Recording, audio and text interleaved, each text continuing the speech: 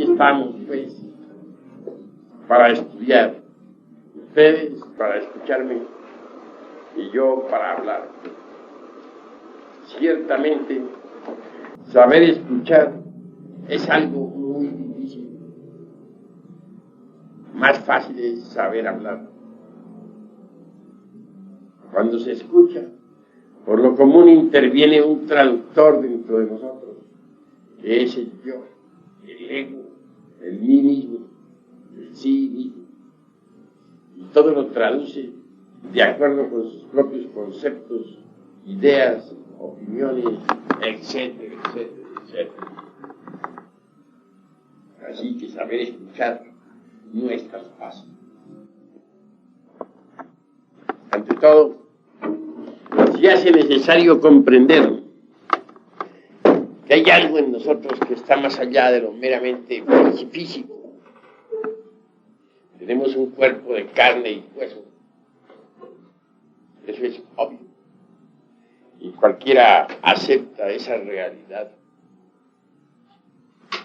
Pero muy pocos comprenden que tenemos una psicología susceptible de modificación. Hay necesidad de comprenderla si en realidad de verdad deseamos transformarnos. Quienes aceptan que tienen una psicología, de hecho comienzan a autoobservarse. Cuando alguien se autoobserva, es señal de que intenta transformarse. Nosotros necesitamos transformarnos. La vida así como está, en realidad de verdad no es muy atractiva. Nacer, crecer, envejecer y morir se vuelve demasiado aburridor. Trabajar terriblemente para existir y existir en una forma miserable no tiene caso. No solamente existen en forma miserable las gentes que tienen dinero, sino también las gentes que no lo tienen. Hay dos formas de revolcarse entre el lodo. Algunos se revuelcan entre el lodo de la miseria y otros se revuelcan entre el lodo de la riqueza. Todo eso es desolado. Así que vivir así por vivir, existir así porque sí, sin saber por qué ni para qué, es algo que no tiene la menor importancia. ¿Qué es lo que somos? ¿Con qué objeto existimos? ¿Para qué vivimos? Tantos afanes. ¿Y al fin qué? Cada uno de nosotros es simplemente una máquina encargada de transformar energías. Sucede que las energías de los 7 planetas, las energías planetarias de nuestro sistema solar, no pueden pasar así porque sí al interior de la Tierra, debido al hecho mismo de que nuestro planeta es diferente. Es un mundo gobernado por 48 leyes, un mundo completamente distinto a los otros mundos del sistema solar.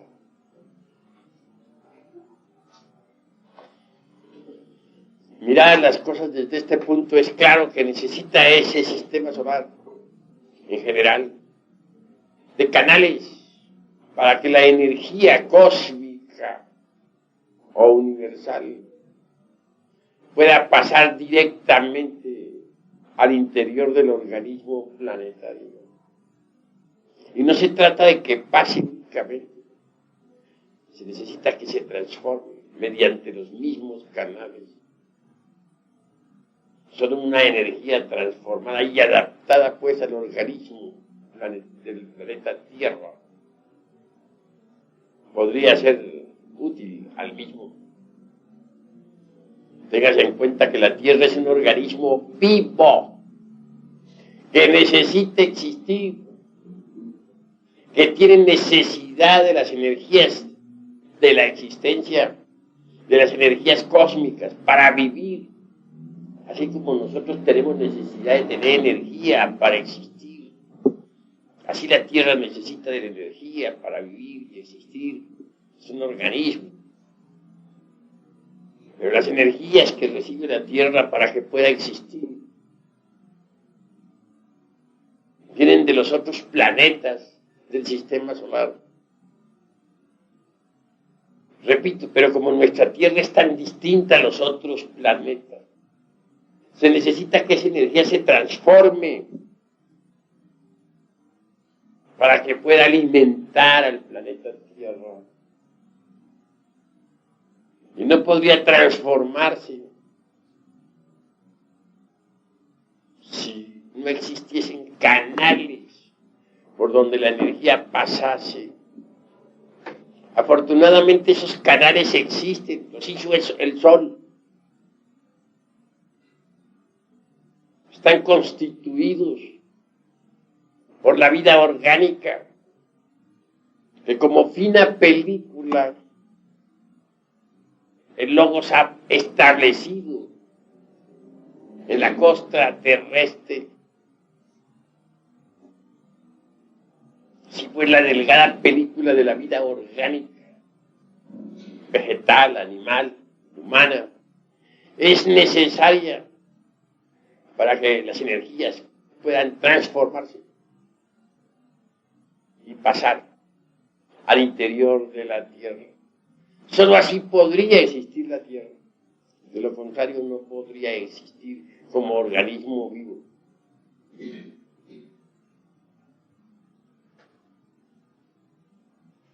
Nosotros, los seres humanos, somos simplemente máquinas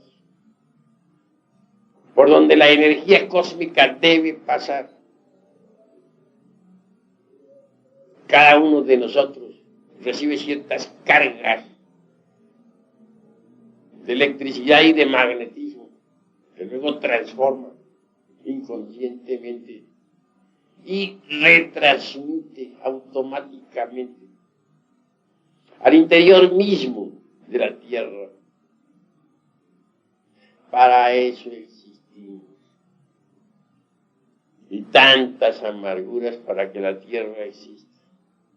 Para que esta mole planetaria gire alrededor del Sol. Y nosotros que nos creemos tan grandes, y realmente no somos más que simples maquinitas transformadoras de energía. Y el motivo de nuestra existencia es ese. Para que este enorme mole planetario exista, debemos continuar nosotros con nuestras viditas infelices vidas, las de nosotros. Trabajar para comer, poder vivir. Existir para la economía de la naturaleza. A ella no le importa qué ideas tengamos, qué creencias. A ella lo único que le interesa es recibir el alimento correspondiente. El alimento energético que debe pasar por nuestro cuerpo. Eso es todo. ¿Y nosotros cómo vivimos? Riñendo en casa, o en las calles, o en los campos de batalla, sufriendo bajo el tacón de un tirano, el de la fábrica, posiblemente el de la oficina, pagando nuestros consabidos impuestos para poder figurar como ciudadanos, pagando una renta para que no nos pongan de patitas en la calle, etcétera. Y todo, absolutamente todo, para que esta mole pueda existir. Para que este planeta pueda formar parte del concierto de los mundos.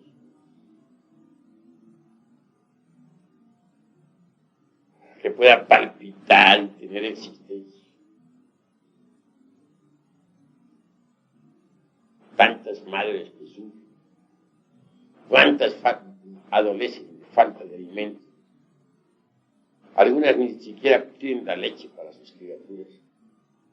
Cuántos ancianos, con sus consabidas experiencias,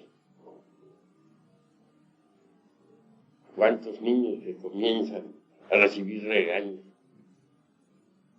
En fin, todo para que una mole planetaria exista.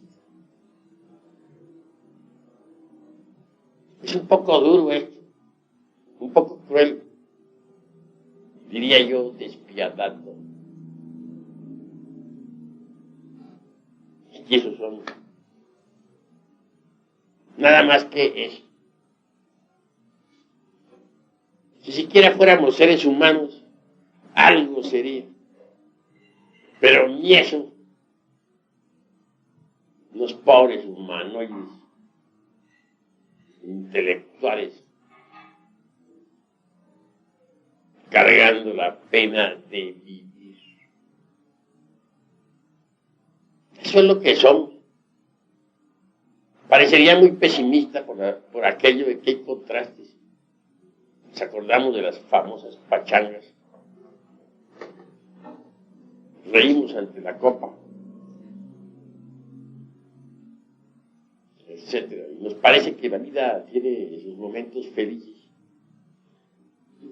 Y es que no sabemos nosotros entender lo que es felicidad. Confundimos a los instantes de placer con la auténtica y legítima felicidad. Obviamente marchamos por caminos equivocados.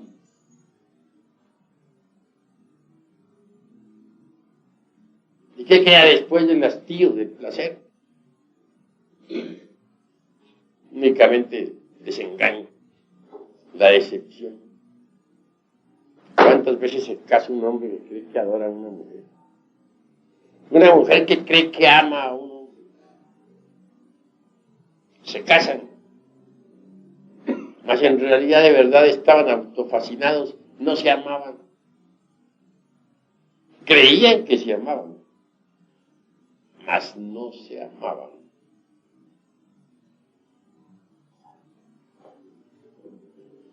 Ellos pensaban que se amaban.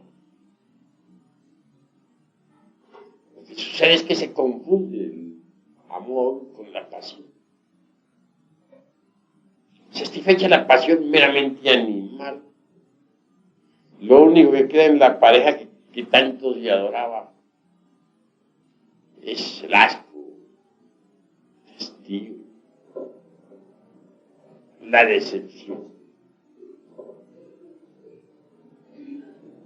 Y eso es todo. De ahí para adelante la cosa es rutinaria. Solamente se habla de cuentas de banco.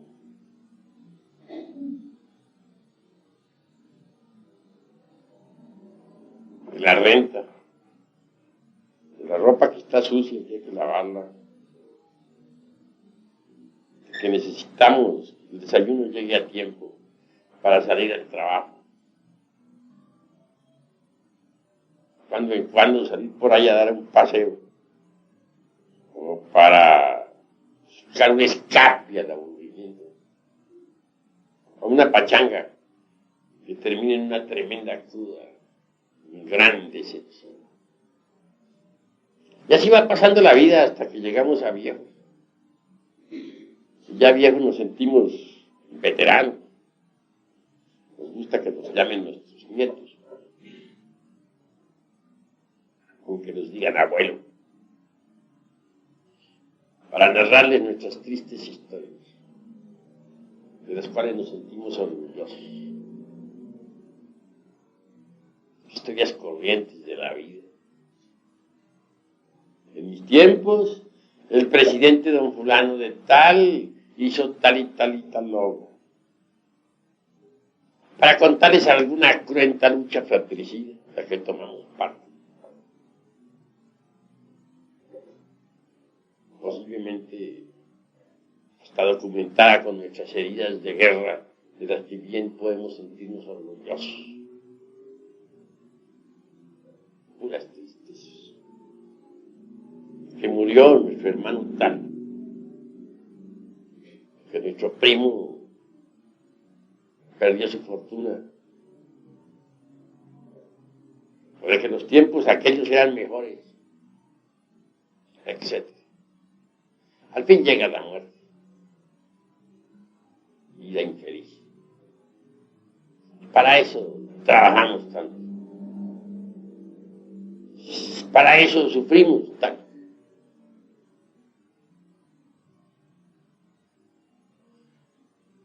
Afortunadamente en el Logos hay algo más. El sol es compasivo. Si bien es cierto que nos tiene convertidos en puras maquinitas ahí, sirviendo a su naturaleza, la naturaleza que él creó. No es menos cierto que tiene un interés creado también. Él no va a crear una naturaleza, él no va a crear una vida orgánica en la costra de un mundo que es encargado de dar vueltas alrededor del sol, así porque en ningún caso tendría que crear un planeta que girara alrededor de un centro de gravitación. Nada más que así, porque sí, como por vacilar o por diversión, sin un propósito definido. No tendría caso haber creado este planeta para nada. Tiene que haberlo creado para algo. Crear para nada sería dijéramos, la tontería de las tonterías. Yo creo que ni ustedes lo harían. Ustedes no se pondrían a hacer algún aparato ahí. Hasta sufrir por tal aparato, ponerlo en existencia para nada, para luego destruirlo. Yo creo que tiene un objetivo esta creación. Él cobra un precio, sí, y lo exige de verdad, por haber creado la delgada película de existencia orgánica sobre la faz del mundo. Quiere sacar algo de ahí. Tiene un interés. Y tiene razón, además. Quiere sacar una cosecha de hombres solares. La idea no está mala, pero sí difícil. Se trata de un ensayo. Muy espantoso, por cierto.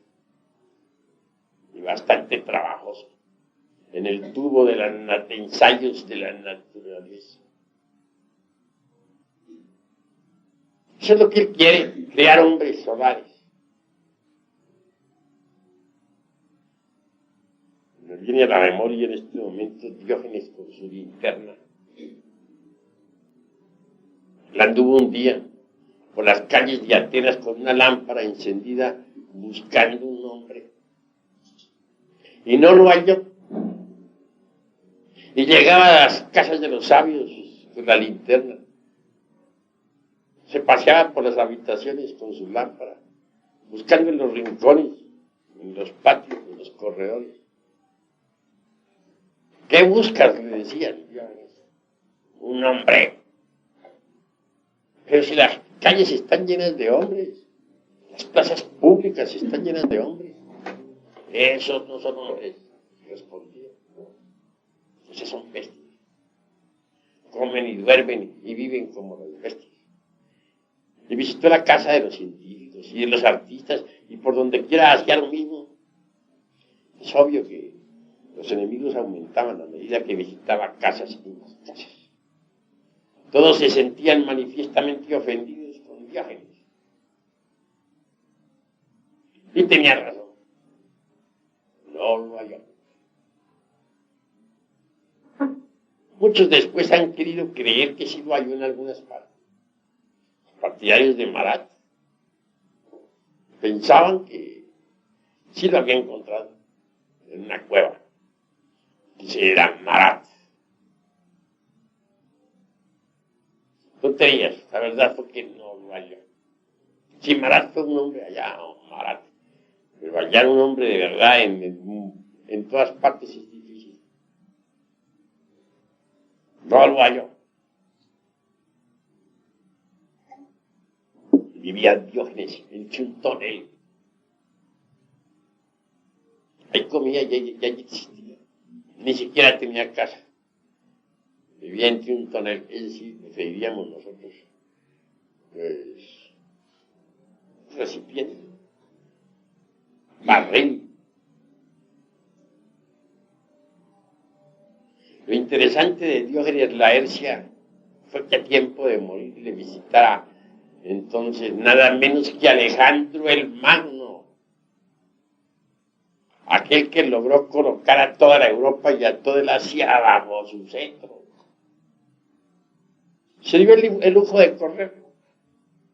Un hombrecillo como Diógenes viviendo entre un tonel y se da el lujo de correr a Alejandro Magno.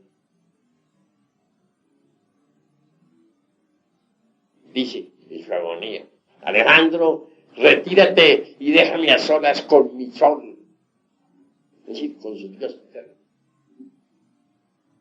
Y a Alejandro no le quedó más remedio que irse. Es decir, lo puso de patitas en la calle. Un humilde hombre como Diógenes poniendo de patitas en la calle a Alejandro el Magno. Es un lujo que todos no se pueden dar, ¿verdad?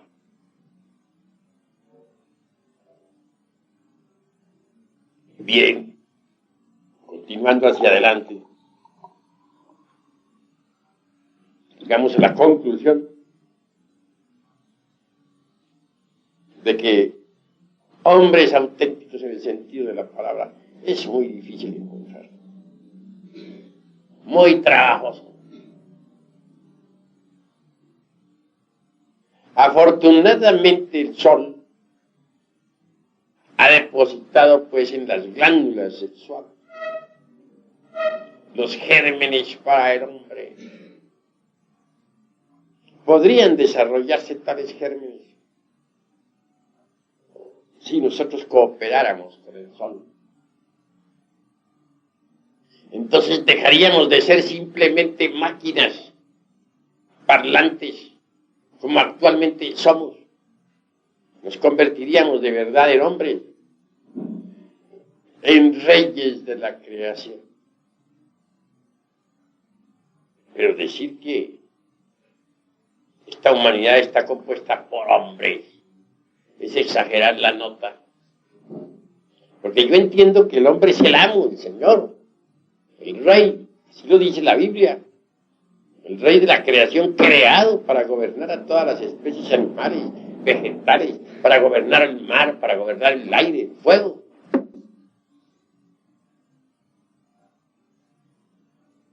Y si no es rey, no es hombre. ¿Cuál de ustedes puede gobernar los elementos? ¿Cuál de ustedes es capaz de desatar las tempestades? ¿Cuál de ustedes es capaz de destruir un incendio? ¿Cuál de ustedes es capaz de poner en actividad los volcanes de la tierra o hacer estremecer el mundo? ¿Desatar un terremoto o destruirlo?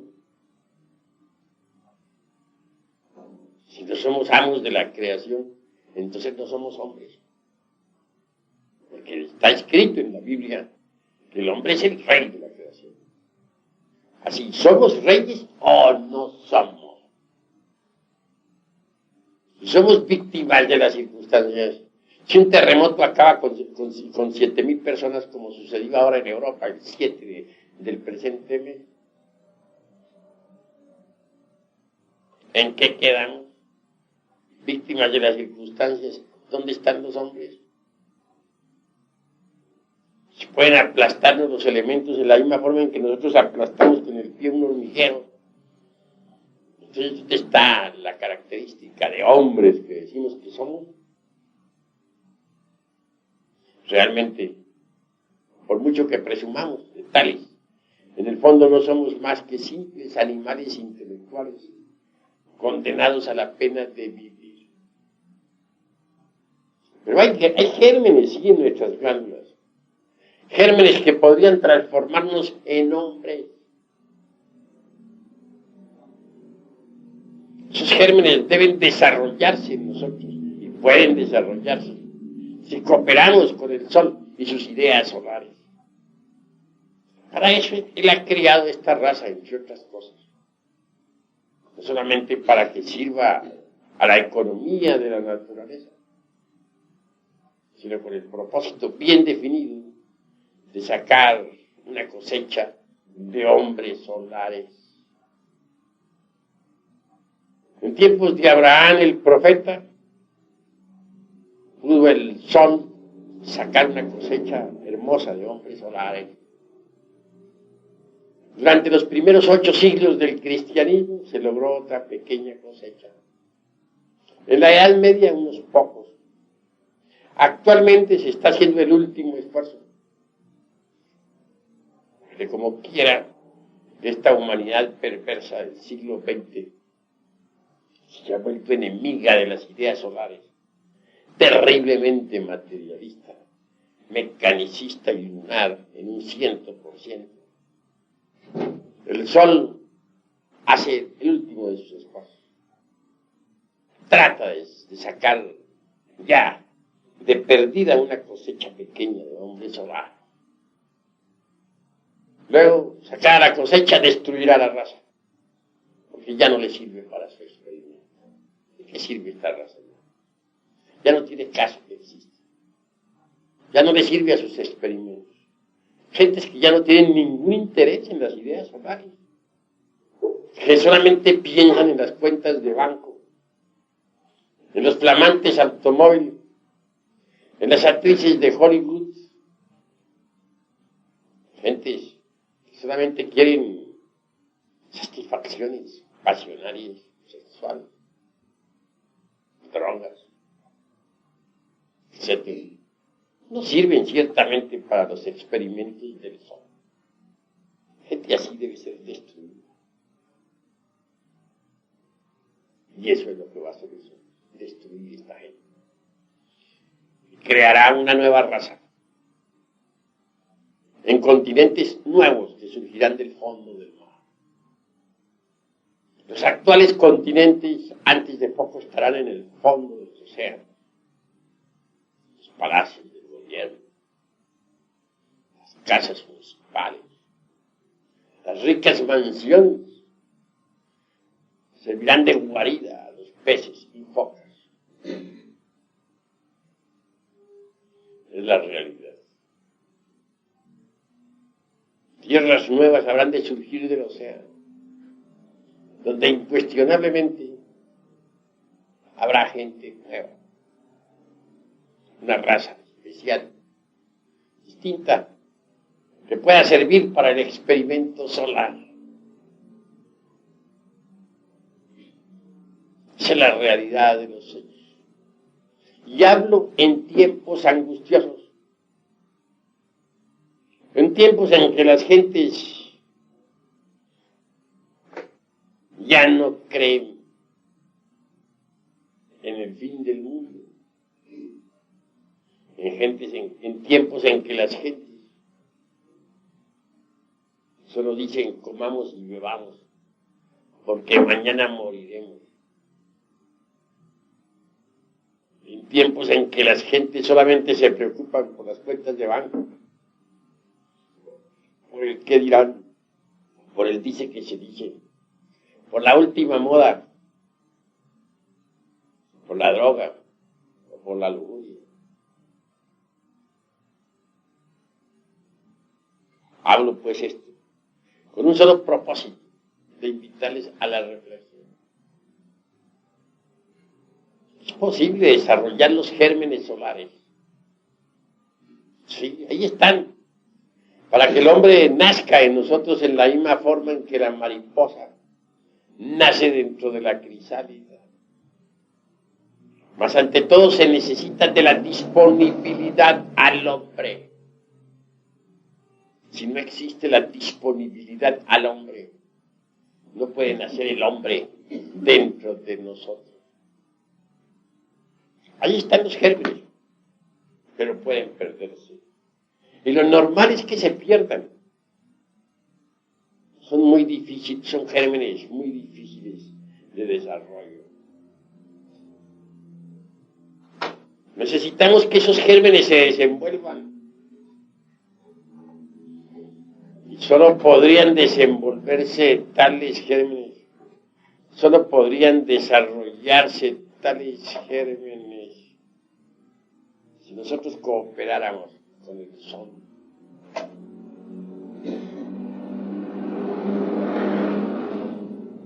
En el sexo está el secretum secretorum de la autorrealización íntima del ser.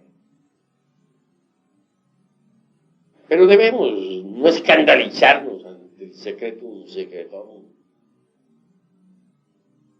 Cuando se piense en sexo, la gente se acuerda únicamente de sus vicios, de sus lascivias, de sus inmundas fornicaciones, de sus abominables adulterios, flores, cistilos y pistilos. Miremos nosotros cómo se unen los polos positivo y negativo en el cáliz de la flor para que haya creación. Miremos nosotros las especies que viven y alientan bajo los rayos del sol. El cisne, por ejemplo, con su lívido plumaje, nos habla de amor. El cisne se alimenta con amor. Cuando uno de la pareja muere, el otro sucumbe de tristeza. Existe una orden del cisne que existe tanto en Europa como en Estados Unidos. Dicha orden solamente se dedica a estudiar eso que se llama amor.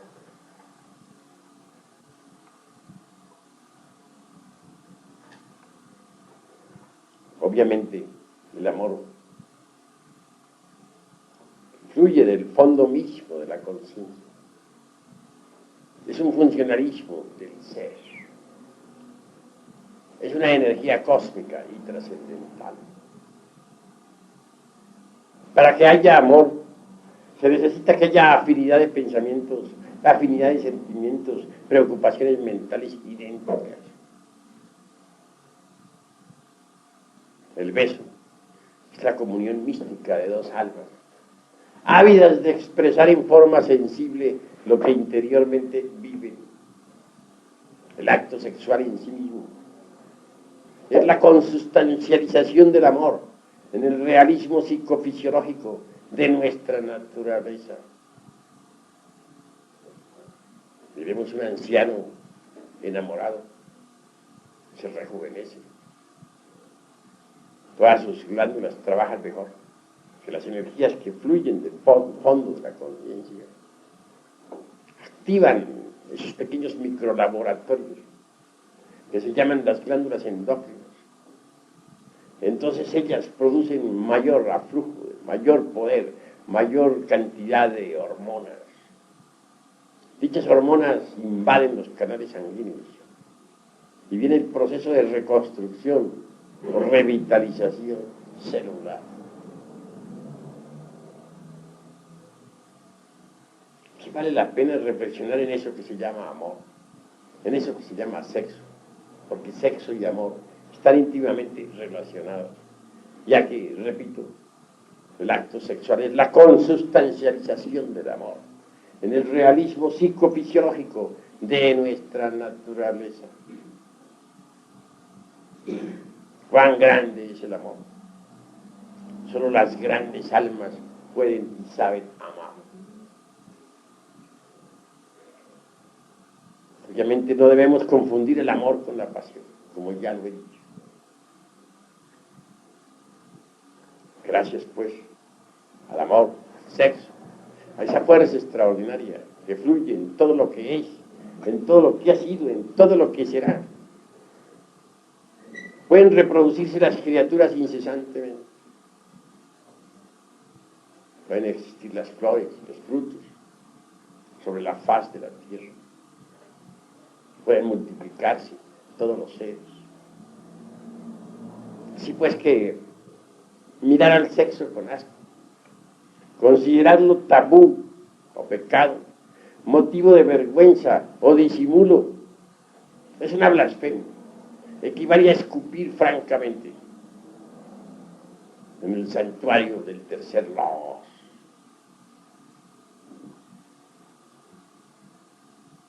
Así que vale la pena entender que es necesario trabajar con el poder maravilloso del sexo. Si por la fuerza maravillosa del tercer logo existe toda la naturaleza, si gracias a la fuerza sexual existimos nosotros, entonces es indispensable entender lo que es esa fuerza para no profanarla. Es necesario saberla usar para transformarnos radicalmente. Muchas veces hemos dado la clave de la transmutación. Conexión del lingam yoni, sin eyaculación, del ens seminis, porque dentro del ens seminis está todo el ens virtutis, del fohat. Esa es la clave. Ese es el secretum secretorum de la transmutación. No uso para ello toscas palabras, porque el sexo es sagrado y su clave debe ser expuesta con rectitud. Pero el que entiende, entienda, trabaje, que eso es lo fundamental. Cuando uno transmuta el esperma sagrado en energía, o puede originar el cambio total. Los sabios alquimistas medievales nos hablan del mercurio de la filosofía secreta. Y esta en sí misma no es otra cosa sino el alma metálica del esperma sagrado. Cuando se transmuta el esperma, el exio-jejari, cuando no se comete el crimen de derramar el vaso de Hermes Trismegisto, el 3 veces grande dios ibis de todo. Obviamente, se fabrica mercurio, el mercurio de los sabios, que no es otro que la energía creadora que sube al cerebro. Pero ese mercurio tiene que pasar por fases definidas antes de que pueda ser útil. Y eso lo saben los alquimistas. Saber preparar el mercurio es indispensable. En principio las aguas mercuriales son negras como el carbón, putrefactas, inmundas. Muchos alquimistas pierden su tiempo porque jamás blanquean las aguas de la vida. Y no las blanquean sencillamente porque no saben refinar el sacramento de la Iglesia de Roma. Este sacramento hay que entenderlo. Si ustedes leen la palabra Roma a la inversa, ¿qué diría? Amor, ¿verdad? Si ustedes las sílabas las cambian, en lugar de Roma, ponen la frase al revés, dice amor. El sacramento de la Iglesia del Amor está siendo profanado por muchos neófitos. Trabajan toscamente en la forja de los cíclopes, rudamente, brutalmente, pasionalmente, pero no refinan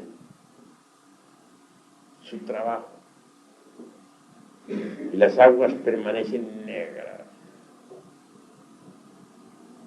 Cuando se comienza a refinar el trabajo, tales aguas se vuelven blancas, inefables. Entonces se le tiene el derecho a usar la túnica blanca de Ptah, de la castidad. Mucho más tarde, cuando las aguas se vuelven amarillas, son ya útiles para que puedan ser fecundadas por el azufre. El azufre es el fuego encerrado pues en nuestros órganos creadores. El fuego que al mezclarse con el mercurio, es decir, con la energía sexual, asciende victorioso por el canal medular hasta el cerebro. El ascenso del fuego sagrado es extraordinario. El primer centro que se habla es el de la iglesia de Coxis, o la iglesia de Filadelfia,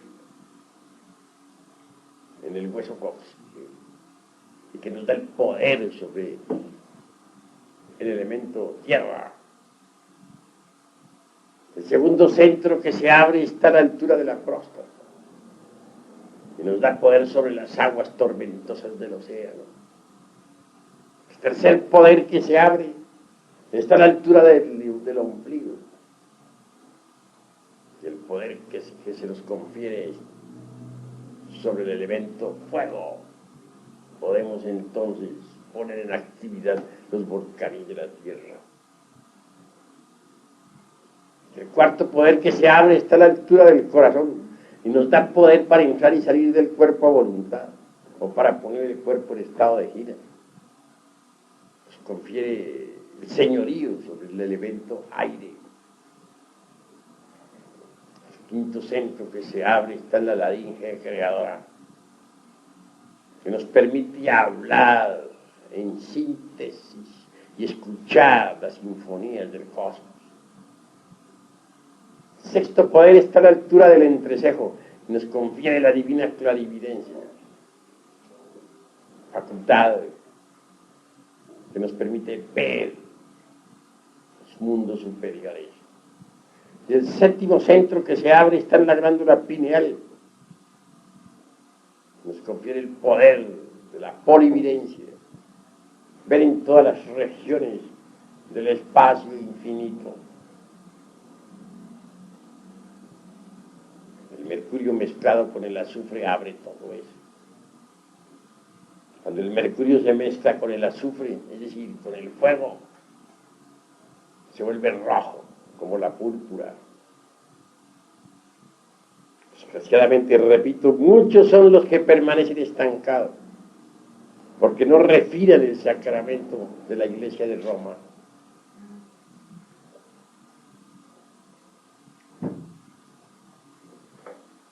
El excedente de todo este azufre, de todo este mercurio, y aún de la sal sublimada que asciende mezclada con el azufre y el mercurio,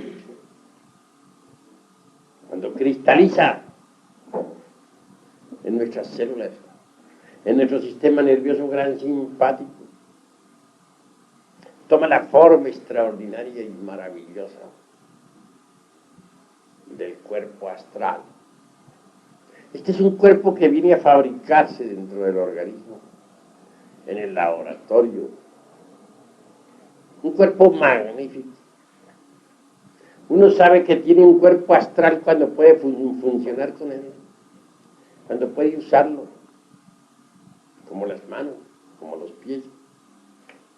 Con el cuerpo astral podemos visitar nosotros otros planetas del sistema solar. Con el cuerpo astral podemos ponernos en contacto con los 30 aeones que surgieron en la aurora de la creación. Con el cuerpo astral podemos ponernos en contacto con todos esos décanos, arcángeles y tronos que existen en el universo. Con el cuerpo astral podemos viajar a todos los mundos de la galaxia, incluyendo a Sirio, que es la capital central, alrededor de la cual gira toda esta gran Vía Láctea.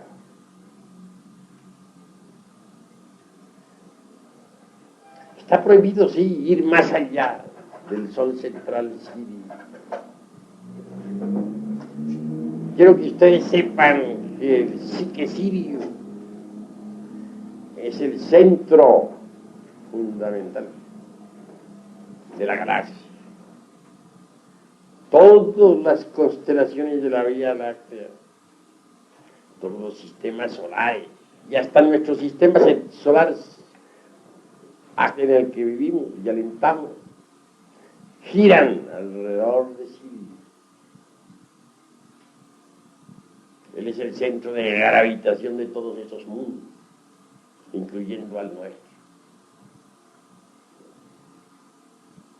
Por eso al iniciado, que tiene cuerpo astral, solo se le permite ir hasta Sirio. Más allá de Sirio está prohibido. Porque más allá de Sirio hay otras galaxias con leyes diferentes que uno no entiende.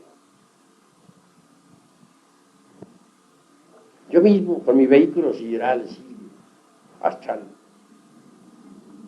con el eidolon, como diríamos en alta magia, cuando he intentado pasar más allá de Sirio, he sido regresado a Sirio. Pues nos está prohibido ir más allá del Sol central, sí. Sé que hay otras galaxias, mucho más allá. Galaxias cuyas leyes no entendemos. También hay antigalaxias, antimateria, antimundos, antisoles, antiestrellas, antiátomos. Galaxias, por ejemplo, de antimateria, son para nosotros incomprensibles. No sería posible entenderlas. Aún sabios como Einstein resultarían absolutamente ignorantes en materia de física o matemáticas si se les llevara a existir en una galaxia de antimateria donde las cargas eléctricas están a la inversa. ¿Cómo entender nosotros eso?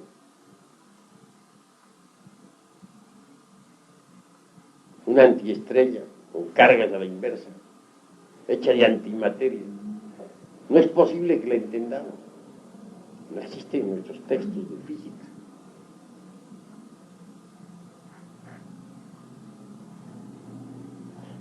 Ahora pensemos lo que significaría pasar más allá de Sirio.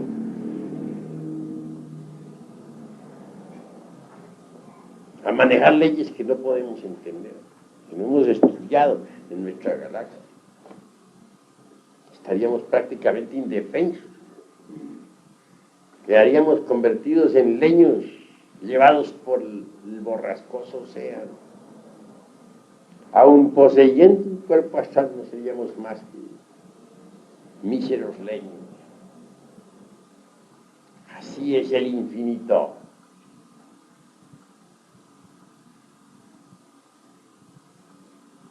¿Cómo podríamos entenderlas con gentes que tienen cuerpos de antimateria,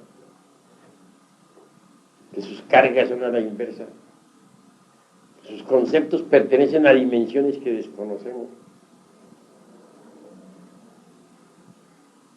Imposible. No entenderíamos ni jota.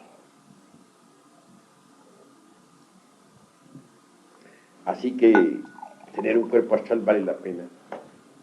Vale la pena para conocer muchas regiones del espacio. Pero jamás podríamos pasar con tal cuerpo más allá de Sirio.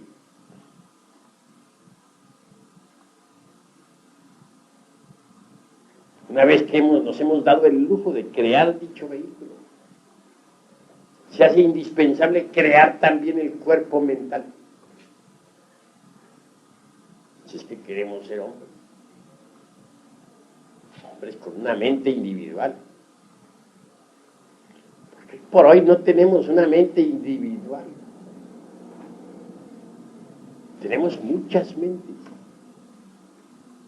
Si pensamos en que cargamos en nuestro interior al ego, al mí mismo de la psicología experimental, y que éste existe en nosotros de forma pluralizada, indubitablemente cada uno de sus elementos tiene su propia mente. Hay dentro de nosotros, pues, muchas mentes. Cada mente tiene sus ideas, cada mente tiene su criterio. El yo de la ira tiene sus ideas, su criterio, su documentación, se justifica, tiene su lógica para argumentar, o para defender, o para situar. Puede perfectamente defenderse ante un tribunal con una inteligencia sorprendente para decir: yo tenía razón, maté a ese hombre porque había cometido tal y tal delito. El yo de la lujuria también tiene su lógica. Podría presentarse ante el mejor de los tribunales y con textos de fisiología en mano autodefenderse. Podría hacer muchos argumentos. Podría decir que la lujuria es una función natural del ser humano, que todo lo que existe debe desenvolverse sexualmente. Podría decir que él no tenía lujuria. Lo que tenía era, pues, que lo que hacía era que se estaba desarrollando dentro de la función erótica, y que Eros es natural que exista en nosotros. Podría hacer una exposición de fisiología ante una cátedra. Podría pintar en el pizarrón toda la fisiología de Eros y el funcionalismo de ovarios y testículos, y dejar a todos asombrados. Así pues que cada uno de los yoes que llevamos dentro tiene su lógica, tiene su mente, tiene sus razonamientos, su mente propia.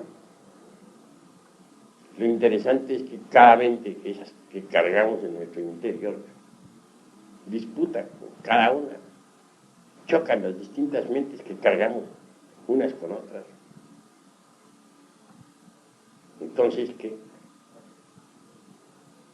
Tenemos muchas mentes y eso no lo ignora nadie.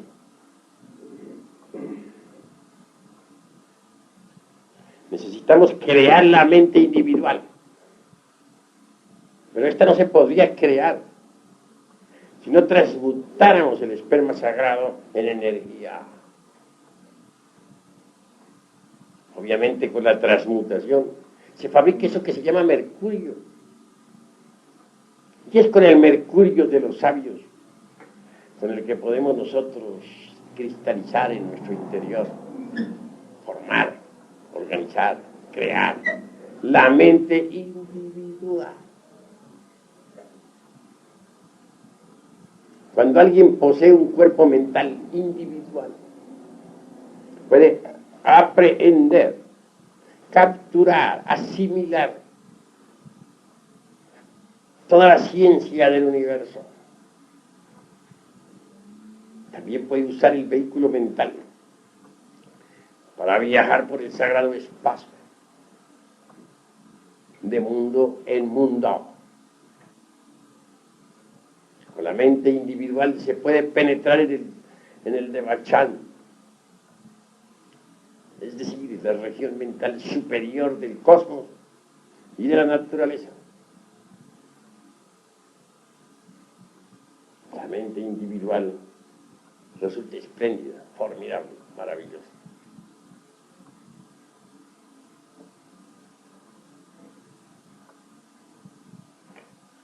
Pero eso no es todo. Las gentes son víctimas de las circunstancias. A las gentes las mueven las circunstancias. Dependen de la ley de los accidentes. Esto lo vemos a diario. Uno no podría verdaderamente aprender a dirigir las circunstancias si antes no ha creado el cuerpo de la voluntad consciente. Cuando uno fabrica tal cuerpo, obviamente ya no es esclavo de las circunstancias. Puede dirigirlas intencionalmente. Se convierte en amo, en señor. Y ese cuerpo solamente se fabrica con el mercurio de los sabios.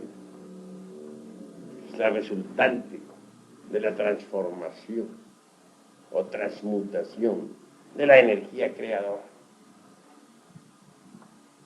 Ya con los cuerpos astral, mental, causal, y teniendo un físico espléndido, nos damos el lujo de recibir nuestros principios anímicos y espirituales y nos convertimos en hombres de verdad, en hombres reales.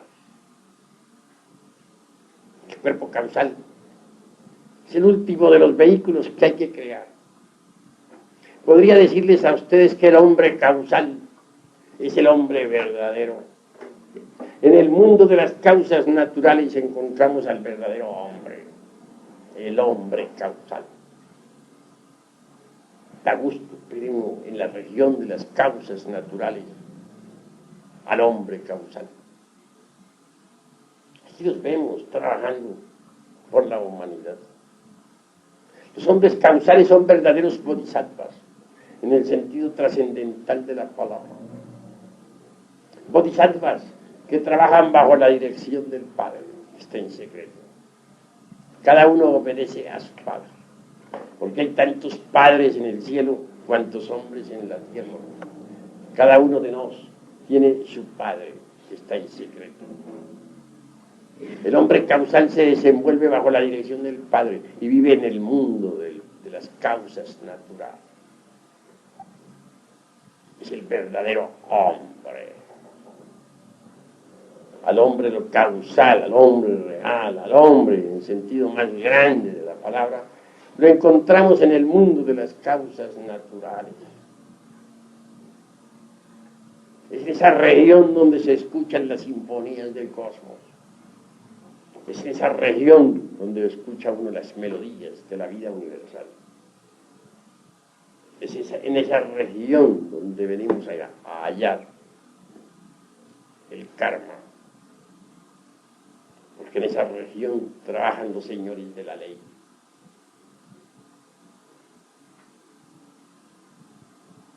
El hombre causal puede absorberse sus vehículos astral y mental para vivir precisamente en esa región. Desde allí se proyecta ya hacia las regiones de la mente cósmica y sus profundidades, o ya hacia las regiones del mundo de la astral, para aparecer posteriormente en el mundo físico.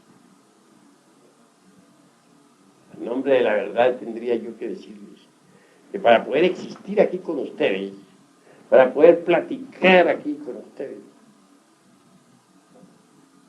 necesito proyectarme en lo personal desde el mundo causal.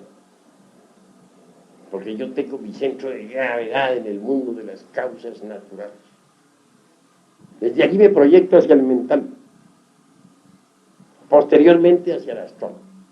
Y por último, haciendo grandes esfuerzos, vengo aquí al físico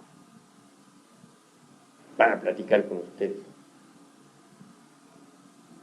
Pero estoy platicando con ustedes por concentración, porque mi centro de gravedad está en el causal. Soy un hombre del mundo causal. Y si algo digo, si algo explico, es por mandamiento. Porque se me ha ordenado entregarle a ustedes este mensaje. Y lo hago con el mayor gusto, a fin de que ustedes puedan hollar la senda de la revolución de la conciencia, de la revolución en marcha, de la revolución espiritual, integral, divinal.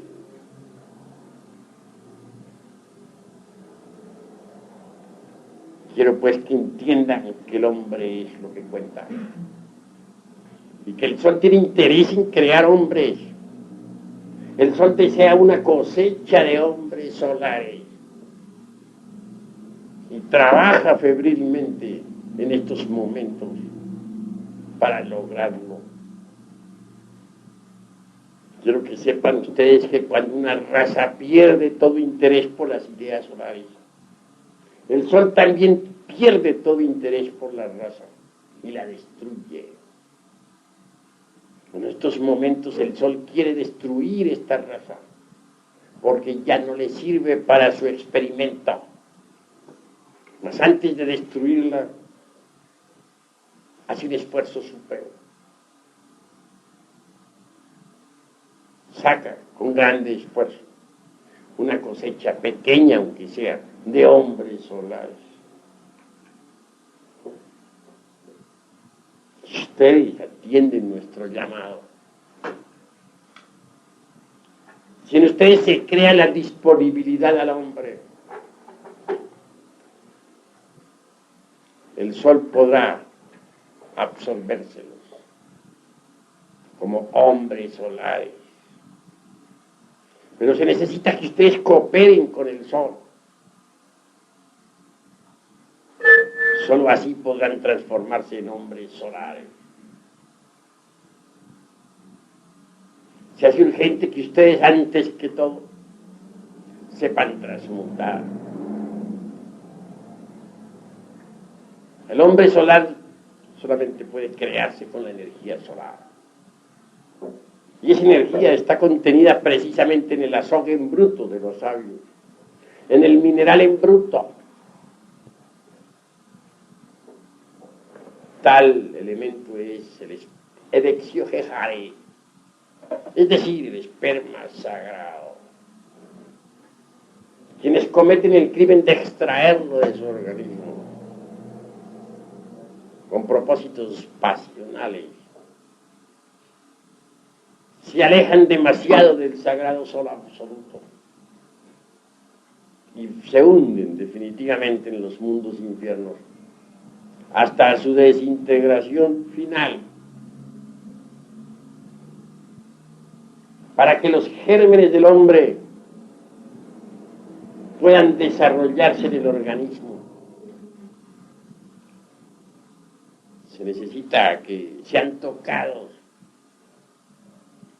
por los rayos o emanaciones que vienen del sagrado sol absoluto.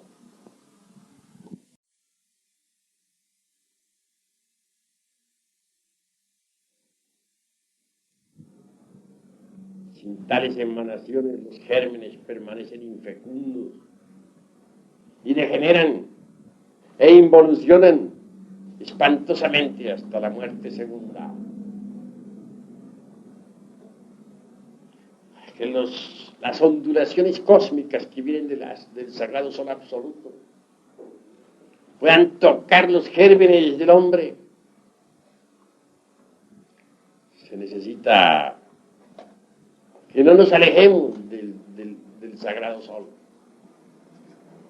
Uno se aleja demasiado de ese astro cuando fornica y adultera. Así que debemos entender que ni a los fornicarios ni a los adúlteros los toca el sagrado sol absoluto. Por eso fracasan. No puede sacar el sol cosecha de los fornicarios, ni tampoco de los adúlteros. Para que el sol saque alguna cosecha, se necesita que nosotros marchemos de acuerdo con la ley. ¿Qué se entiende por fornicario? El que derrama el vaso de Hermes Trismegisto.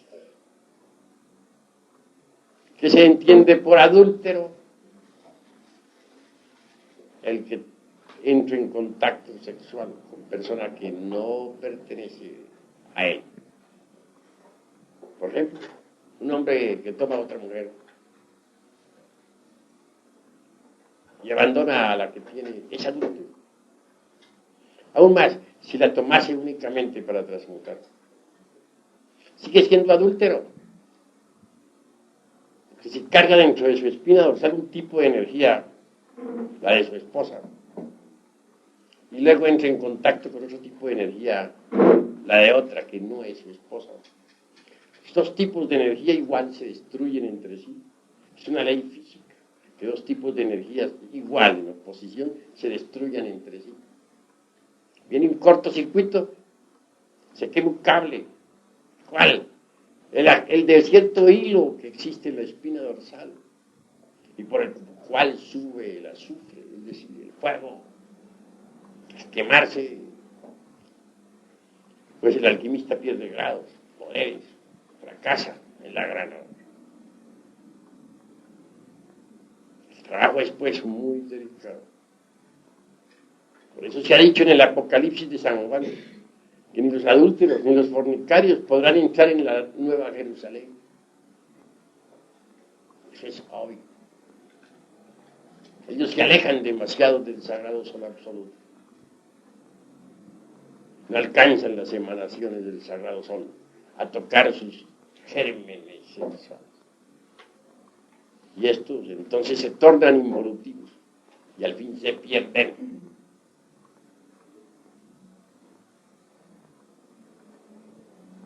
Quien quiera cooperar con el sagrado sol absoluto debe poseer aún facultades extraordinarias. No debe haber perdido la capacidad de asombro, ni tampoco debe haber perdido la capacidad del remordimiento. Que no es capaz ya de asombrarse por nada. Jamás tampoco puede acercarse a lo nuevo. El que no es capaz de sentir remordimiento por sus malas acciones, incuestionablemente marcha por el camino del fracaso. Hay gentes que ya no sienten remordimiento por nada. ¿Pero qué es el remordimiento? Cuando el ser, cuando las partes superiores del ser se enfrentan ante el sagrado sol absoluto, ven la realidad. Y si sus partes inferiores marchan por el camino equivocado, entonces surge en el ser el remordimiento. Este remordimiento del ser es transmitido a la personalidad. Pero cuando ya alguien no puede sentir remordimiento por nada, es señal de que se alejó definitivamente del ser. Porque solo el ser puede sentir remordimiento. Y quien ya no es capaz de sentir remordimiento, está muy lejos del ser, de su propio ser y de las distintas partes del ser. Porque el ser tiene distintas partes autónomas y autoconscientes. ¿Qué podría esperarse de alguien que ya no siente el remordimiento? Ese alguien seguro candidato para el abismo y la muerte segunda. Si hay alguien que todavía tenga remordimientos, que sea capaz de sentir remordimiento por las malas acciones cometidas, ese alguien es digno para nosotros de admiración. Yo francamente admiro al que todavía siente remordimiento. Conozco a algunos que todavía son capaces de llorar por las malas acciones cometidas en vidas anteriores.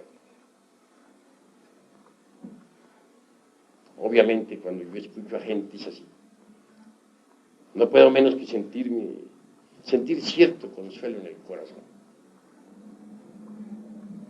Sé que esas gentes pueden autorrealizarse.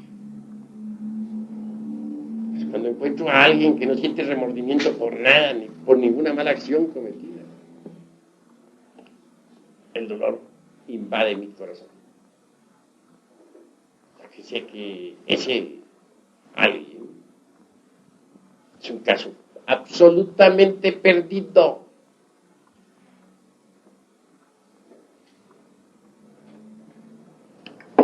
cruda realidad.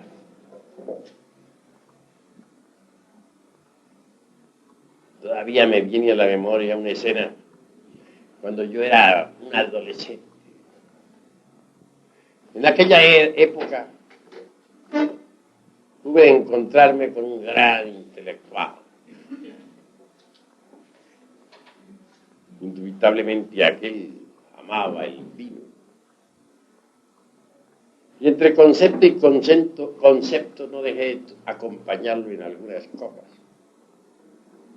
Sin embargo, al otro día sentí yo gran remordimiento. Se lo dije a él, siento remordimiento de haberme tomado aquellas copas. Respuesta, yo sí no siento remordimiento. Y que vengan otros. Me llené de horror. Pude ver a aquel hombre cómo bebía y bebía y bebía incansablemente. Y pasaban las horas y seguía bebiendo. Me lo encontraba por las calles bebiendo, hecho un desastre, y en el más horripilante desaliño. Y pasaron 8 días y lo veía yo todavía bebiendo. Lejos me mantuve de él. Lo había acompañado en unas pocas copas, pero jamás lo volví a acompañar. Ese hecho me sucedió cuando yo era todavía un adolescente. Entonces sentí el remordimiento por unas pocas copas que hube de tomar. Pero aquel, obviamente, tiene que haber muerto hace mucho tiempo. Es posible que ahora involucione entre las entrañas de la tierra bebiendo todavía. Jamás le llegó el remordimiento. Quien no siente remordimiento es un caso absolutamente perdido. Fracasa inevitablemente. Así, mis queridos amigos, damos final a esta plática, pero también damos oportunidad de concluir nuestra reunión contestando preguntas. Todos aquí tienen libertad para preguntar lo que quieran preguntar en relación con el tema expuesto, sin salirse del tema, por motivos de orden. Si alguien tiene que preguntar, pregunte. El que quiera decir algo, dígalo.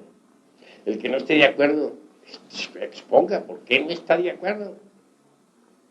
Libertad de palabra. Yo no soy un dictador de los conceptos.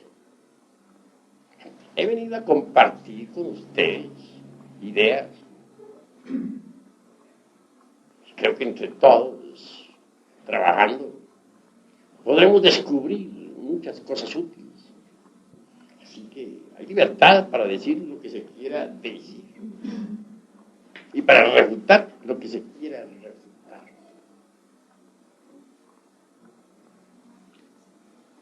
Maestro, ¿por qué usted siempre se refiere generalmente al hombre únicamente?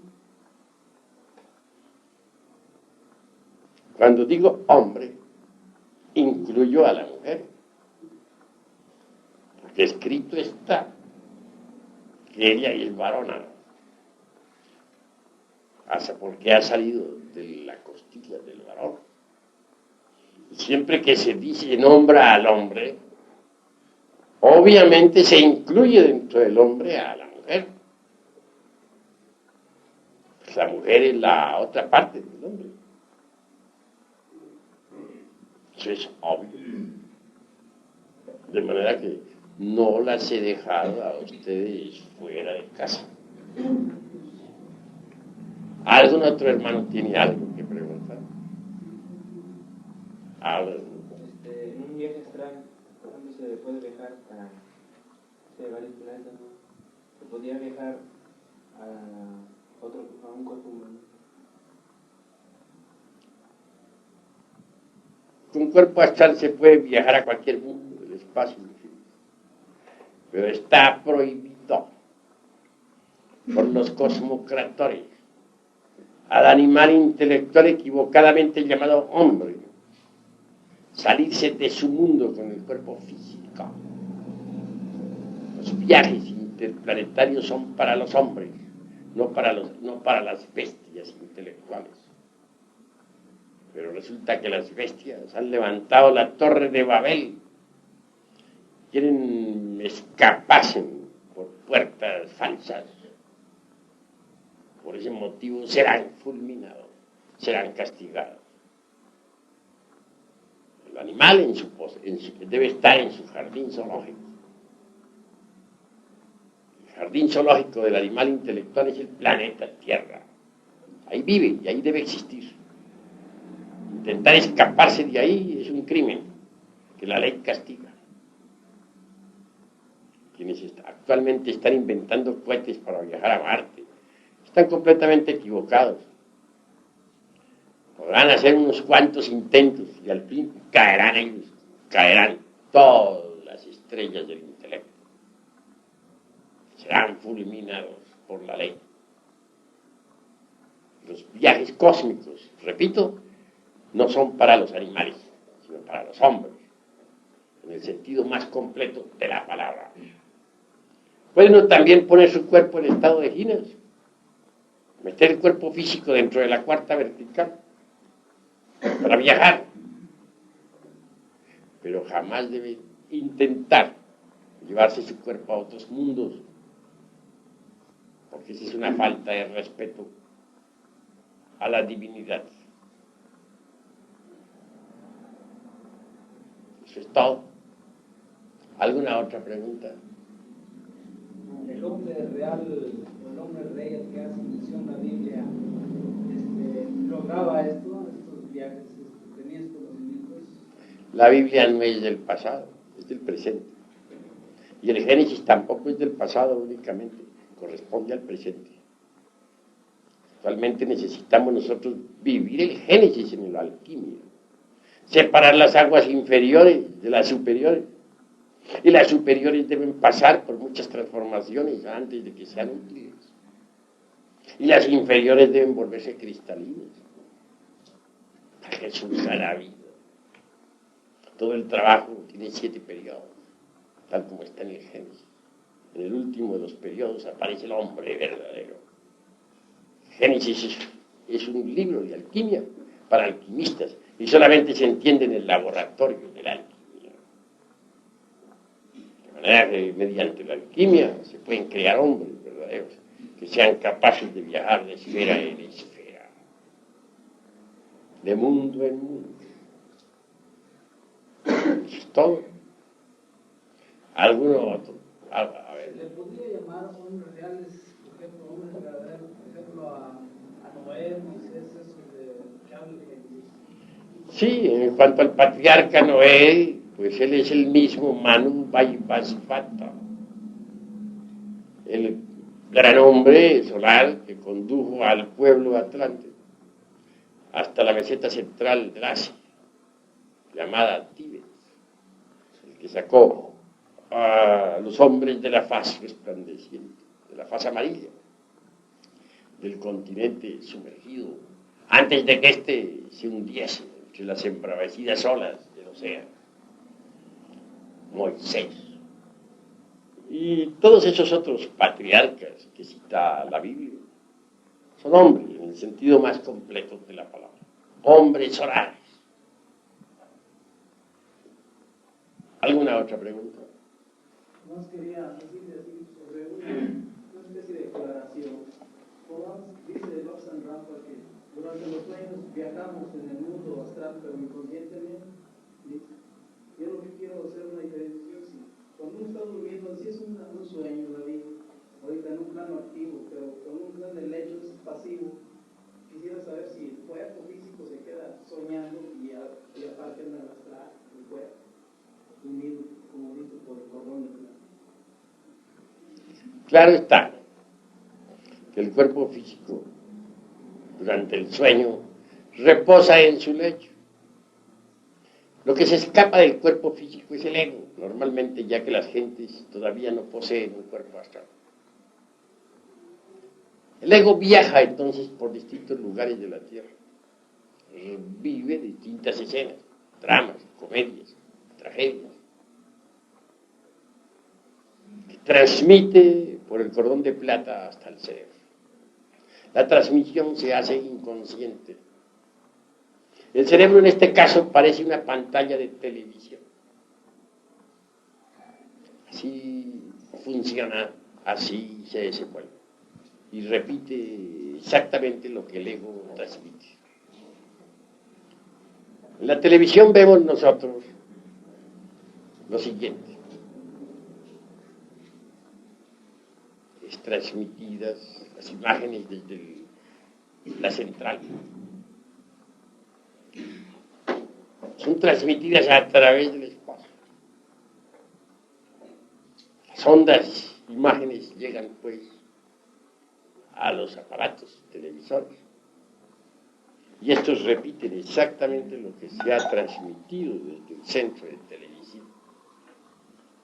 En forma similar diríamos que el cerebro es la pantalla de televisión, que recibe las imágenes exactamente, tal como son transmitidas por el ego, tal como él las vive. La verdad que el cerebro no hace sino reflejar lo que es una pantalla de televisión. Una pantalla que repite exactamente, que recibe con exactitud matemática las ondas que le llegan del ego. No importa dónde esté el ego, así podría estar en Marte o en Júpiter. La transmisión televisora se realiza. Y el cerebro como aparato de televisión, como pantalla recibe. Sí, pues. La gente no ha fabricado cuerpo astral. Lo que tienen las gentes es el ego. Lo que poseen es el ego. Y dentro del ego está embotellada la esencia, la conciencia. Así las gentes viven fuera del cuerpo físico inconscientemente. Andan como sonámbulos. No saben que están en el mundo astral. Pero todo lo que viven, inconscientemente lo transmiten a la pantalla televisora. Y esta lo refleja con plena exactitud. Tal pantalla es el cerebro. A ver.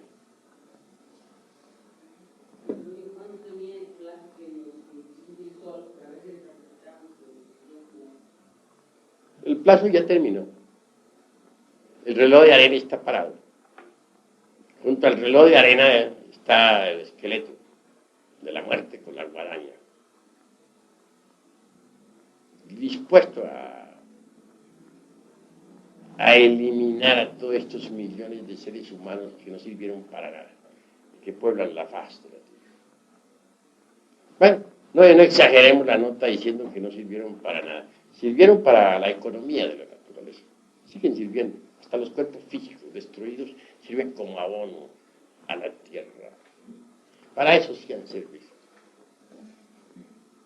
De manera que los tiempos terminaron. Pero si nosotros aprovechamos lo que queda antes de la destrucción, es poquito de tiempo que nos resta, podemos convertirnos en hombres solares.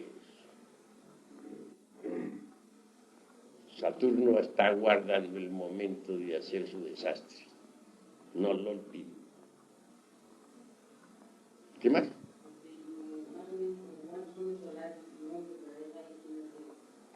Pues un puñadito. Yo no me he puesto a contarlos.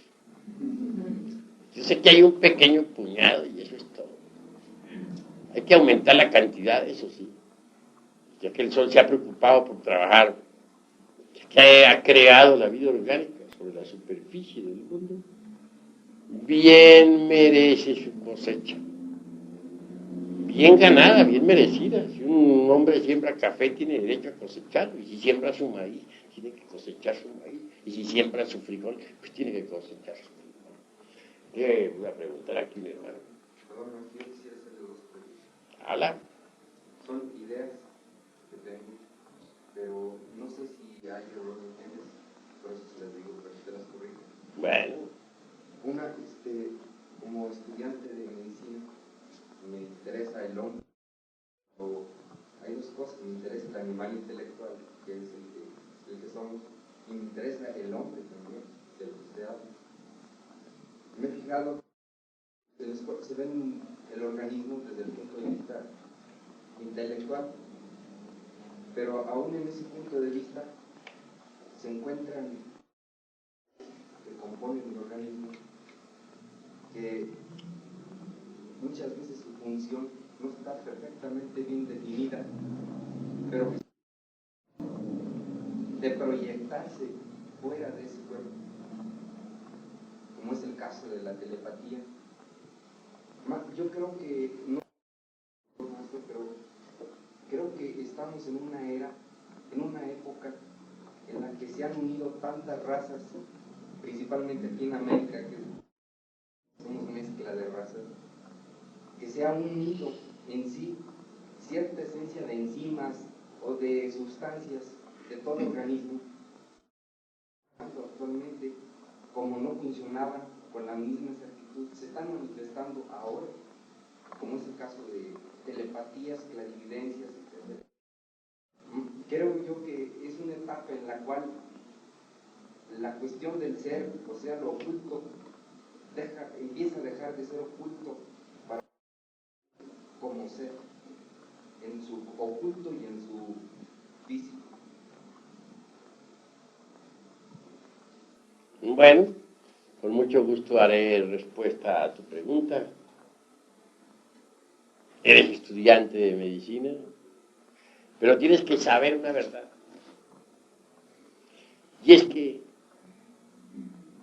la ciencia o los científicos actuales nunca han conocido verdaderamente al organismo humano. Todos ustedes, los estudiantes de medicina, son víctimas de una ilusión. Creen que conocen el cuerpo humano, pero no lo conocen. Podría yo hacer afirmaciones insólitas ante la Facultad de Medicina, mas estoy absolutamente seguro de que las rechazarían de plano. Porque el estudiante de cualquier facultad, no hablo exclusivamente de la Facultad de Medicina, es un robot programado. Y si se le hace una pregunta, y si se le da un concepto que esté fuera del programa, como no está programado para esa afirmación, está fuera del programa, obviamente la rechaza porque no está dentro del programa del robot. A un robot cualquiera de los que existen en el mundo, tú puedes hacerle preguntas, pero no vayas a hacerle preguntas que estén fuera del programa, porque el robot no está programado para preguntas que estén fuera del programa. Lo mismo sucede con la Facultad de Medicina. Tiene su programa, cada estudiante, cada profesor, cada doctor, en fin, cada autoridad. Es un robot programado. Si yo le digo, pues, a cualquier robot programado de eso, que el cuerpo humano puede cambiar de figura en estado de ginas, que puede tomar la figura de un animal o de una planta, obviamente a lo único que me expongo es a que me llevan tomatazos y huevos podridos. ¿Por qué? Porque el robot ese no está programado para recibir ese tipo de datos. Y lo que esté fuera del programa es considerado absurdo. Sin embargo, la cruda realidad es que el cuerpo humano puede hacerse invisible. Puede pasar a otra dimensión de la naturaleza y del cosmos. Puede tomar otra figura. Claro, el robot no lo acepta, porque el robot no está programado para recibir esos datos. El robot responde, brujería, hechicería, jajajaja, eso no sirve, tomates, huevos podridos contra el conferencista, medioevo, naturalmente, porque el robot no está programado para recibir tales datos. Si le digo a un estudiante de medicina o a una cátedra entera, a un grupo entero de la facultad, Es posible separar del cuerpo físico un brazo o una pata y volver a tomarlo de nuevo. Dice, imposible, eso no se conoce en cirugía, jamás se ha hecho ese experimento de que un hombre pueda separar a voluntad su cuerpo, una parte de su cuerpo, y luego reintegrarla a la totalidad, sin operación quirúrgica. Eso es absurdo, y claro, y tienes razón en responder. Porque ese robot no está programado para recibir informes tan insólitos. Para esos robots eso es absurdo. Ya está estúpido, además. Sabría cuentos, aquellos como para cuentos de callejas, como para niños pequeños. Pero los sabios saben que sí es posible. Que se le diga a un robot que existen brujas, el robot diría, a estas horas con brujas, vaya, y en pleno siglo XX, en la era del átomo, de las moléculas, de los cohetes que salen disparados a Marte. Eso es imposible para un robot. Pero la verdad es la verdad, y los hechos existen.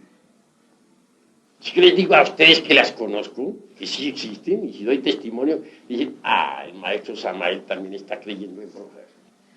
¿No? Pero nada de eso quita la realidad de lo que existe. Por eso hay un dicho que dice, no hay que creer en brujas, pero que las hay.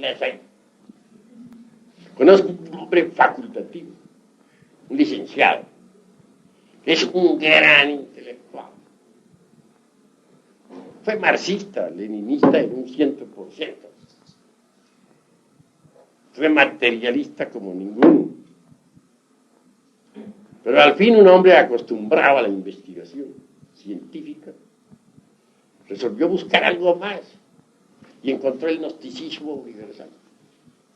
Y dentro del terreno de la gnosis se dedicó a la experimentación. Ese hombre hoy es gnóstico, a pesar de que fue marxista y es profesor, es licenciado en economía y licenciado también en derecho. Ese hombre conoció ciertamente una calchona de esas que se dice bruja. Y no se trata de un charlatán, sino que la vio directamente. No sé, si yo le dijera que lo hiciera la declaración en público, tal vez no lo haría, por temor a que los robots programados, pues, de la facultad de él, lo excomulgaran. Además, pertenece a la generación aquella, pues, de López Portillo. Imposible para él ir a declarar a favor de las pobres brujas. Imposible. ¿Qué dirían? ¿Qué dirían esos señoritos de la sociedad? Esos señoritos de cuello al... No tiene inconveniente en decir lo que le consta. Que descubriera alguna de esas calchonas, o arpías, como se le denominara, en los tiempos antiguos, como las calificase Dante en su Divina Comedia. Nada tiene de raro. Claro, a descubrir momentos en que se robara un cerdo. Cuando la interrogó a la calchona, ¿por qué motivo lo hacía? Dijo, soy pobre y necesito festejar el matrimonio de mi hija. Pero lo insólito de aquella cuestión, la narración como para que se rían de mí, todos los hombres del laboratorio, todas las lumbreras del saber, está sencillamente en que no llevaba piernas la infeliz. Las había dejado en casa. Él no le ocasionó ningún daño. Y la calchona pudo llevarse felizmente a través de la cuarta vertical el cerdo aquel para su famoso banquete, el banquete de los demonios. Naturalmente lo que estoy diciendo podría ponerse entre comillas. Hasta la prensa podría darse el lujo de sacarme caricaturas. Conozco muy bien a las lumbreras del intelecto. Esa es la cruda realidad de los hechos. Así pues que, ¿cómo es eso? Que una arpía pueda dejar sus piernas, como lo dicen tantos textos coloniales, aquellos que cuentan maravillas sobre las épocas de la colonia. es incongruente. Sin embargo, se ha podido comprobar. Y la Santísima Inquisición, por cierto, que lo comprobó. Y quemó a 2 de ellas en las hogueras coloniales. Allá ardieron las infelices como teas encendidas. Pero que vuelvan a usar a hacerse sus piernas que han llegado en la cama. ¿Cómo es eso? Eso no lo aceptaría la universidad ni por $1.000.000. Ni por $1.000.000.000 lo aceptaría. Y si algún profesor se atreviera a aceptarla, a ese profesor lo correrían de la universidad a tomatazos y huevos podridos. Pero la realidad es la realidad. ¿Y cómo hacemos para que deje de existir la realidad? Hechos son hechos. Y ante los hechos tenemos que rendirnos. Si un cuerpo puede cambiar de forma, si sus partes pueden ser separadas en determinados instantes, ¿en qué queda la ciencia médica? Ahora, yo conozco otras universidades muy distintas, que no son las actuales. Las conozco entre gente y salvaje, entre comillas, ¿no? Pero esas gentes tienen otros conceptos sobre la anatomía. Y estudian más. Duran hasta 13 años estudiando. Universidades muy serias, pero ridículas para el siglo XX. Y sin embargo, en esas universidades, el concepto sobre anatomía cambia fundamentalmente. Y realizan aquellos médicos curaciones que asombran. Yo conozco ese tipo de universidades. De manera que universidades no son únicamente las que tenemos nosotros. Hay otras universidades en el mundo que conocen la medicina en forma diferente. La realidad de los hechos es que hay 2 tipos de ciencia. Los bribones del intelecto y la ciencia pura.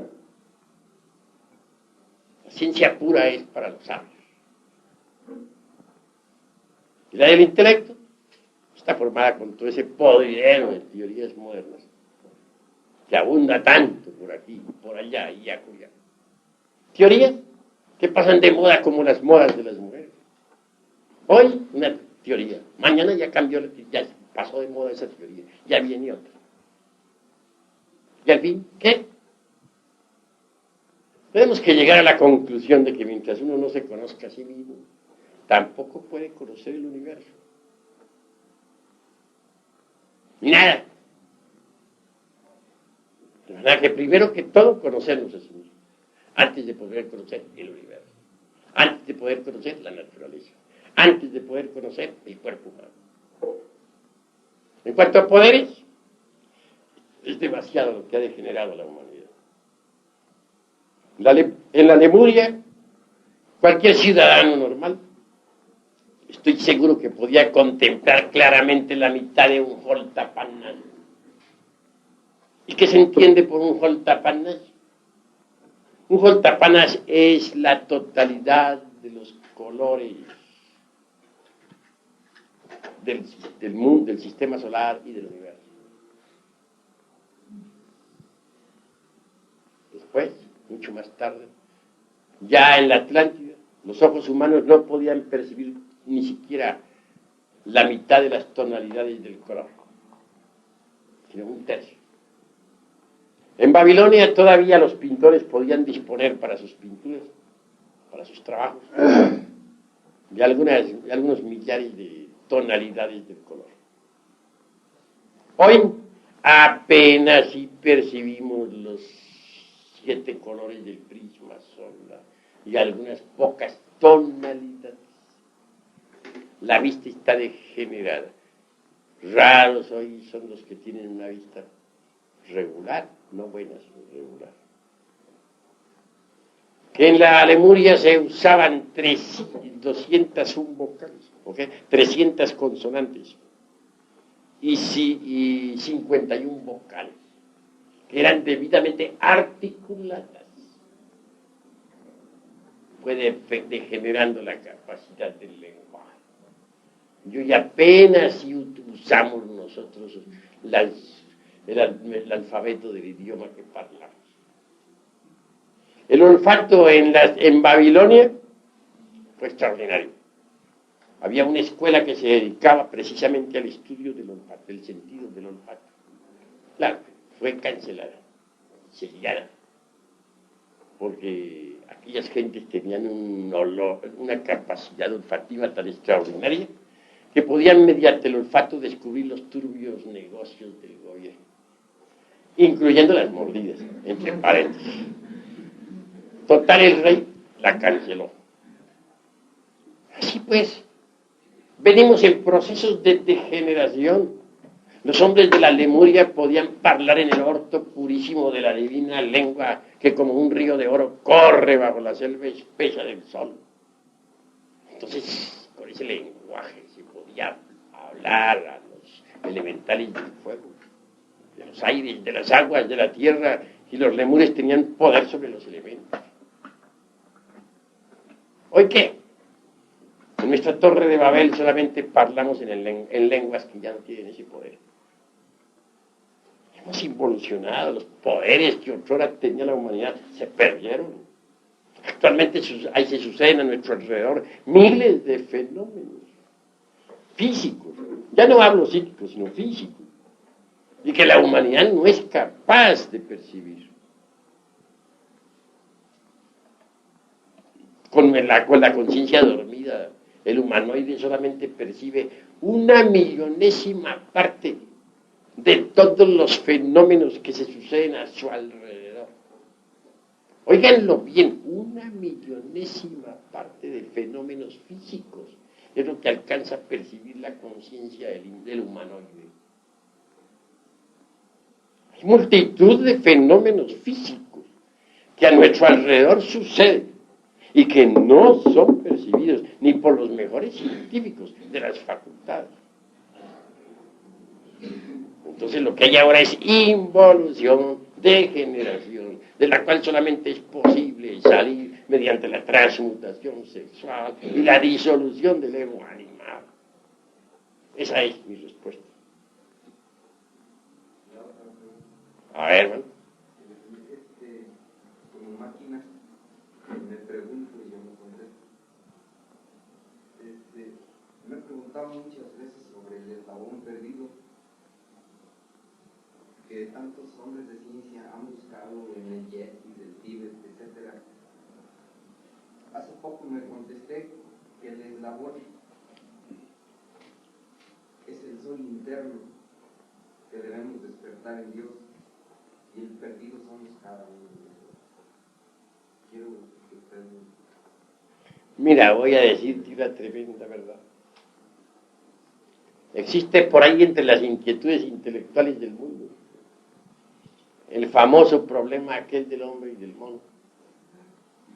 Algunos sostienen que el hombre viene del chango, otros que el chango viene del hombre. ¿De cuándo es cuando se agita la opinión pública con el mismo problema y luego duerme nuevamente miles de años? Es por oleadas. Hay épocas en que la gente le entra la fiebre por ahí. Vuelven a la misma cosa, a saber quién viene de quién.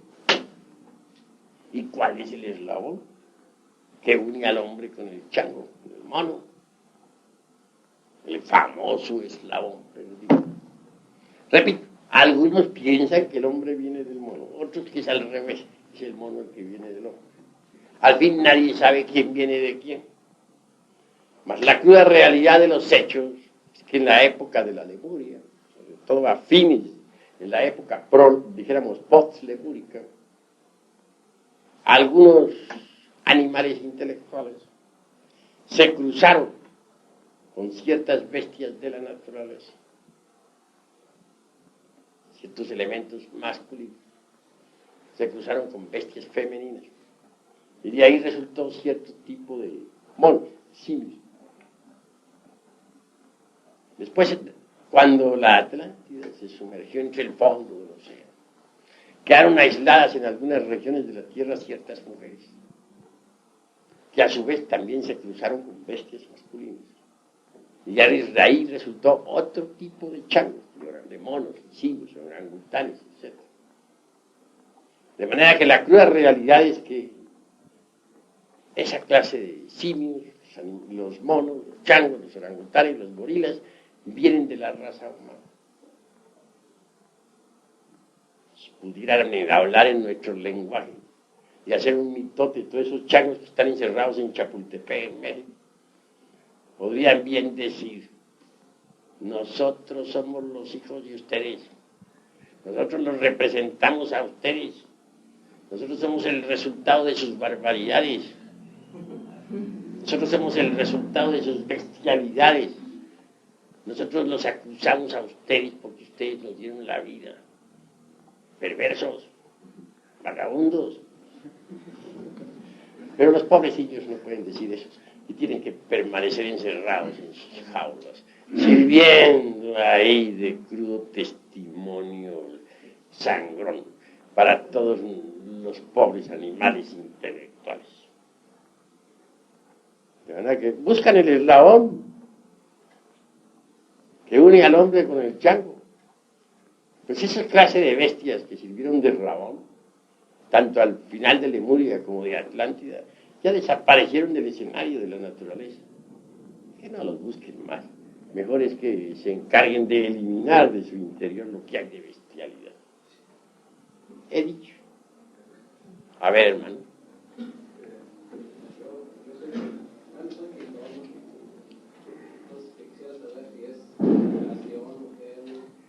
Repite, que no puse atención.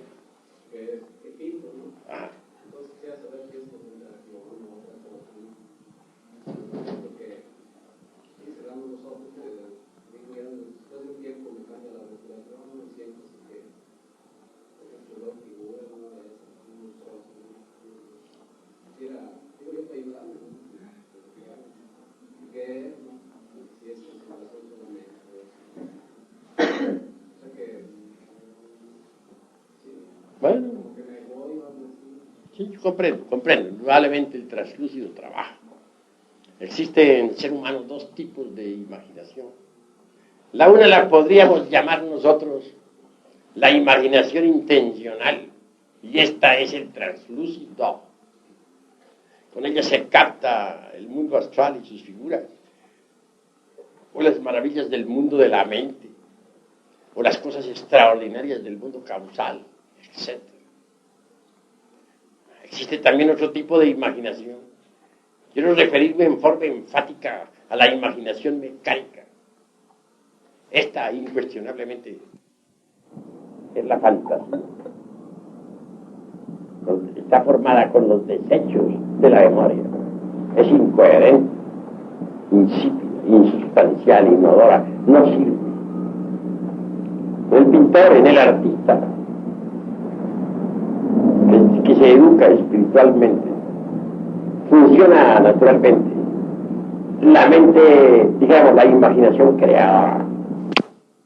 El translúcido que puede percibir lo real en los mundos superiores y para plasmarlo después con su mano artística en el lienzo. Sí, pues, estás usando el translúcido. Y eso es encomiable y maravilloso. Eso es todo.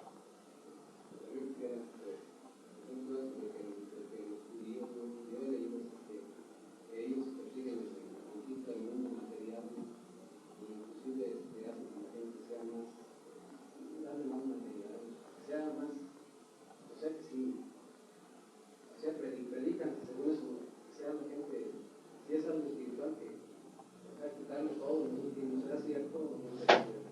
No debemos pronunciarnos contra ninguna raza, porque los judíos es un pueblo como cualquier otro pueblo en el mundo. Y en un pueblo hay de toda clase de gentes. Las hay buenas, las hay malas, las hay creadoras, las hay destructoras, lo hay de todo. De manera que pronunciarnos contra un pueblo sería absurdo. Eso es todo.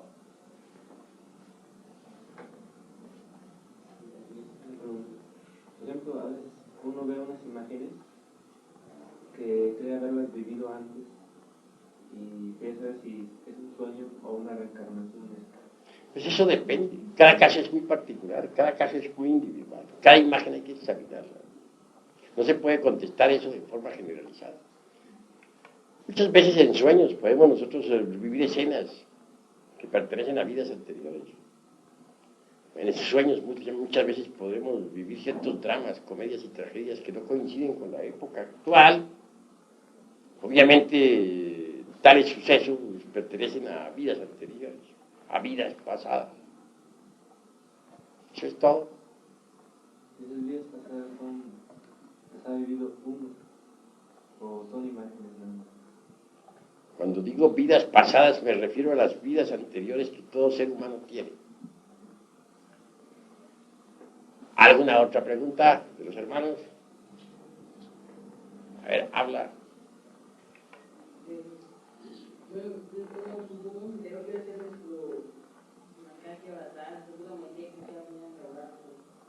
¿Cómo dices? Barájamela más despacio.